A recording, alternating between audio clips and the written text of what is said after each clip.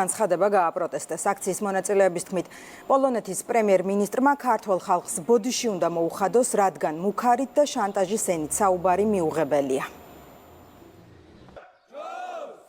ჩვენ აქ შევიკრიბეთ საელჩოსთან, რომ დაგვებარებინა და გავდაგვესა ჩვენი ქართველი ახალგაზრდების ჯანსაღი აზრი, რომ მიშა სააკაშვილის ძმაკაცმა, ჯიბის კაცმა, დონალდ ტუსკმა შეურაცხყოფა მიაყენა ქართველ ხალხს, სახელმწიფოსაც, ქვეყანასაც თავისი შანტაჟის ენის ლაპარაკის გამო, მუქარის ენის ლაპარაკის გამო და დაუმსახურებელი ამ შანტაჟის ენის და მუქარის ენის ლაპარაკის გამო ქართულ ხალხს და მთლიან საზოგადოებას უნდა მოუხადოს უბრალოდ ბოდიში. ახალგაზრდები შევიკრიბეთ იმისთვის, რომ მან მოგვიხადოს ბოდიში.